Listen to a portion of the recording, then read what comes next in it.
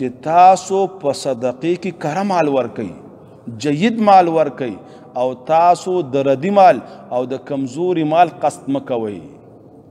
دې کې دې خبرې ته اشاره شوه چې قصدن ردی مال مه راوړه، قصدن کمزورې مال په صدقه او خیرات کې مه ورکوه. داسې وشو تا یو غونچه وشلوله او هغې کې ډېره حصه کرا او جید کجوري دي او څه پکې پټي کمزوري کجوري شته، نو دا تا بیا قصد نه دی کړی، په دې باندې تا الله نه نیسي. لیکن قصد دې ته وایي چې ته په خپل باغ کې ګرځي او چې کومه کمزورې غوشه ده او کمزورې غونچه ده هغه راوالي او زه دا د الله په لاره کې شوه. هر وخت کې چې کله تاسو صدقه ورکوئ، کره مال ورکوئ، ښه مال ورکوئ، رب کریم فرمایي لن تنالوا البر حتی تنفقوا مما تحبون.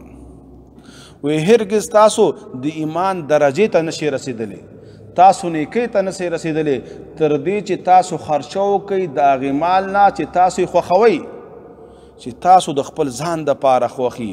لہذا چې تجارت کې او کم شی علي نو ښه شی علي. دقه شان دا صدقه ورکولم رب العالمین سره تجارت دی، د دې بدلې به تا ته په هغه وخت کې میلاویږي چې په هغې وخت کې به نه مال پکارېږي ستا او نه بنون نه بچي به ستا پکارېږي. ستا ته به د دې ثواب او بدلې ته ډېر محتاج یې. لہذا کره مال ورکا، جید مال ورکا، محبوب مال ورکا، نو ډېره فایده به تا ته ورسوي. ولا تیمموا الخبیث او قسم کوئ د خبیث مال. خبیث هغه ردي مال، کمزور مال، منه د دغې مالونو نه تنفقون چې تاسو یې خرچ کوئ. ولستم بآخذي، ولستم او حال دا دی چې نه تاسو اخیستونکي هغې لره الا ان تغمدو فی، مګر که سترګې پټې کوئ تاسو په هغې باندې. رب العالمین دلته د خبیث او د کمزوري مال تعریف کوي چې دا کمزوری کم مال ته ویلی شي، دا ردی مال کم مال ته وي. وی دا هغه مال دی چې تا په چا باندې څه حق وي او ستا په چا باندې څه قرض وي او هغه درته د قرض په ادایي کې راوړي، ته یې واپس کوې چې مړه دا به څوک والي، دې باندې زه څه کوم، ما ته جید راوړه، ما ته ښه شی راوړه. الا ان تغمدو فی، مګر که داسې وي چې چا دنه قرض اخیستی هغه ډېر غریب دی، هغه سره څه نشته، وی که دا واپس کومه نو دا شی مې ضایع کېږي او بیا ما ته هېڅ نه میلاویږي، نو سترګې پې پټې کړي.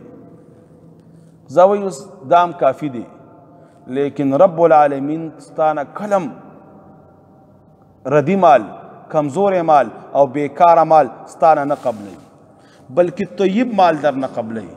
او طیب باره کې مفسرین ډېر اقوال ذکر کړي دي چې طیب کم مال ته ویلی شي. امام ابن کثیر لومبۍ معنا د طیب کوي چې حلال به وي. لہذا حرام مال هغه به په صدقې او زکات کې نه ورکوي. بې حرام په دوه قسمه دی، یو هغه چې د هغې ذات حرام دی لکه خمر، شراب شو یا داسې اشیا چې هغه رب العالمین حرام کړي دي، خنزیر وغیره، نو دا نشي ورکولی.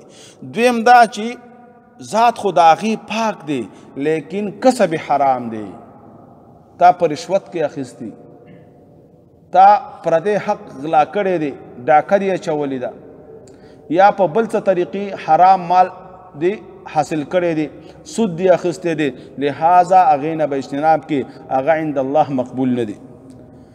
دغه شان حلال مال به وي، صفت به هم حلال وي او کسب شوی به وي حلاله، ورسره به جید او کره مال وي، کمزورې به نه وي چې استعمال ور نه وي او چېرته چېرته ته ګزارې وایي زه دا به جومات ته ولیږو، دا به طالبانو ته ولیږو، عند الله دا قبول نه دی. دغه شان شی ولیږه کم چې د خپل ځان دپاره خوښې، بل چې کم دې ډېر خوښي هغه د الله په لاره کې ورکه، او چې کم کمزوري هغه ځان ته وساته، نو ته به کامل مؤمن وي. دغه شان داسې یو شی ورکه چې هغه فایدهمند وي، داسې نه چې نقصان دی وي، داسې جامې ته خیراتې چې هغه قابل د استعمال نه وي، زرې شوي وي، یا کور کې سالنه او ترکاري پاتې شوه او لږ خوند یې خراب کړه او زړه شوه، وایي زه دا به ولیږو چېرته خیرات او صدقې ته. نه نه، داسې مال ورکه چې هغه فایدهمند وي، نقصان ورکې نه وي. او دغه شان لذیذ وي. امام شافعي صاحب د دې معنا کړي مزیدار وي، لذت والا وي. داسې نه چې ترکاري دنه خرابه شوه یا اوس وځېده یا مالګه پکې زیاته کمه شوه وي زماره دا مدرسې ته ولېږه.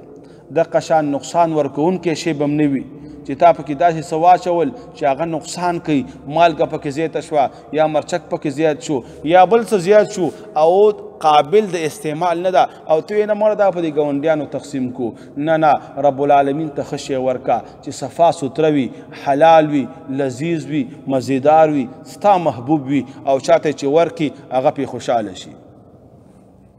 ولا تیمموا الخبیث او قسم کوي د ردی مال منه د دغه مالونو نه ولستم بیاخذی تنفقون چې تاسو یې خرڅ کوئ ولستم بیاخذی او حال دا چې نه تاسو اخیستونکي هغې لره الا ان تغمضوا فی مگر که سترګې پټې کړئ تاسو په هغې باندې چې چمپوشي پې وکئ. واعلموا پوه شئ ان الله چې یقینا الله رب العزت غنی بے حاجت دے حمید ستایل شوی دے.